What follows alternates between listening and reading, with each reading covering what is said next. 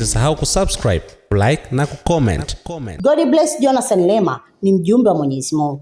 Ni swali wanalojiuliza wengi kutokana na kutimia unabii au tabiri anaotoa katika jamii hadi baadhi ya watu wanataka anzishe kanisa na kuwa mhubiri. Tunajua unabii ni ujumbe ulioongozwa na Roho ya Mungu au ufunuo kutoka kwa Mungu. Biblia inasema kwamba manabii walisema waliotoka kwa Mungu kama aliongozwa na Roho Mtakatifu. Zaidi ya hayo, lakini kumbukeni kwamba hakuna mtu yeyote awezaye kufafanua mwenyewe unabii ulio katika maandiko matakatifu. Kwa maana hakuna ujumbe wa kinabii unaotokana na matakwa ya binadamu, bali watu walitoa unabii wakiongozwa na Roho Mtakatifu. 2 Petro mstari wa 1:20 hadi 21. Pia tunajua utabiri au bashiri ni uoteaji au ukisiaji wa mambo yanayotokea muda ujao.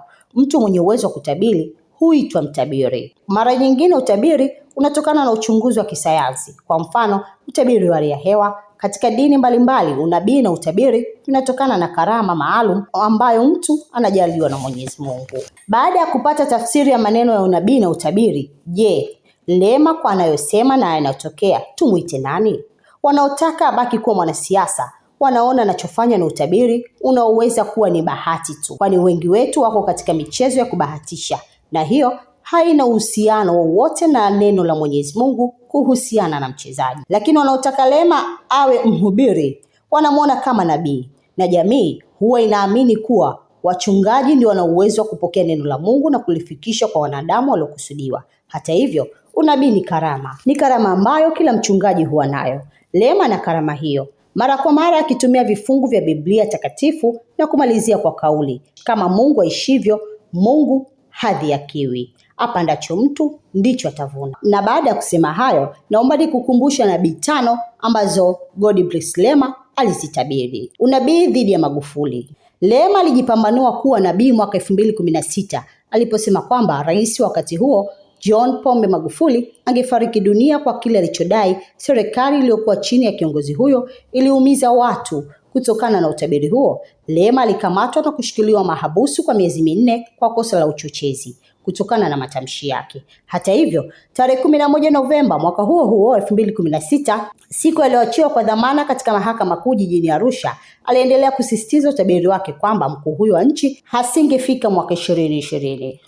Magufuli alifika mwaka 2020 na akashiriki uchaguzi na kushinda. Lakini unabii wa Lema ulitimia tarehe 17 Machi 2021 pale Watanzania walipopokea taarifa za kifo cha kiongozi huyo. Hilo lilikuwa tukio la kwanza katika taifa hili kwa kiongozi wa nchi kufariki akiwa madarakani. Unabii wa pili wa Lema ni unabii dhidi ya Ndugai. Baadaye Lema aligeuza unabii wake kwa aliyekuwa spika wa bunge Job Yusto Ndugai akisema na ujumbe wake kutoka kwa Mungu, huku akimtaka kamwone ili amueleze, lakini akidharau naye atamfika. Tarehe 18 Machi 2021, Lema aliandika kwenye ukurasa wake wa X ambao zamani ulijulikana kama Twitter akisema, Spika Job Ndugai, nina ujumbe wako kutoka kwa Mungu.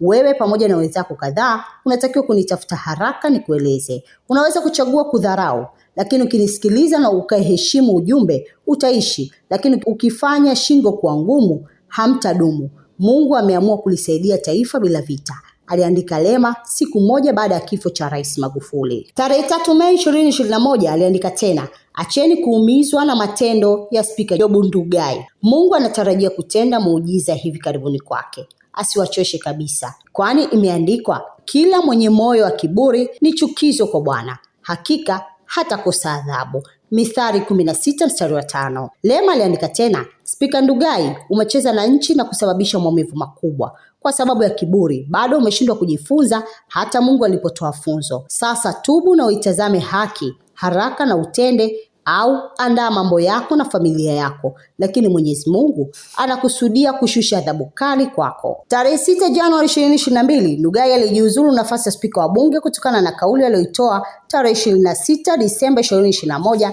akipinga serikali kukopa nje kwa madai kuwa itasababisha nchi ipigwe mnada.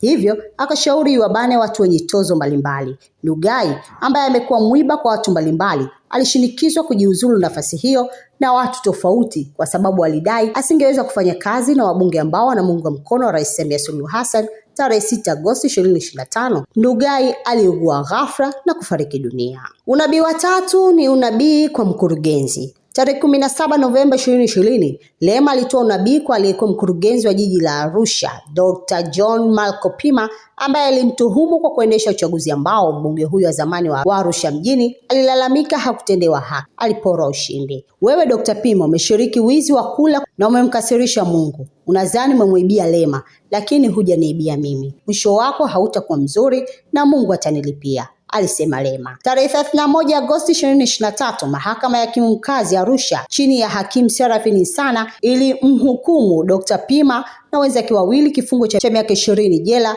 baada ya kukutwa na makosa ya uhujumu uchumi. Katika kesi hiyo namba 5/2023 ya uhujumu uchumi, waliohukumiwa pamoja Dr. Pima ni aliyekuwa mweka hazina wa jiji la Arusha Mariam Mshana na aliyekuwa mkuu wa idara ya mipango, takwimu na ufuatiliaji Innocent Maduhu. Utabiri wa 4 wa Lema amtabiria Sabaya.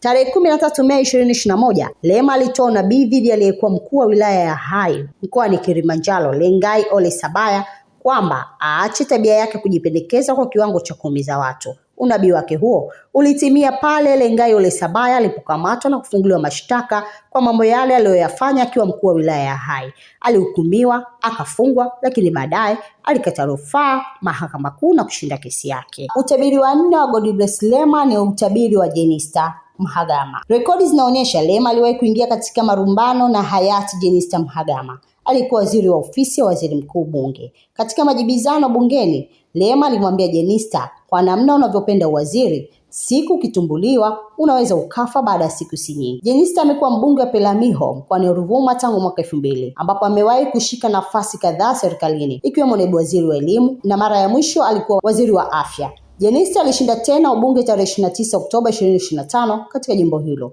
lakini hakuteuliwa katika nafasi yoyote ya waziri. Tarehe 11 Disemba 2025, utabiri wa Lema ukatimia. Jenista akafariki dunia kwa ugonjwa wa moyo. Na hizi ndio tabiri 5 za aliyekuwa mbunge wa Arusha mjini, Godbless Jonathan Lema.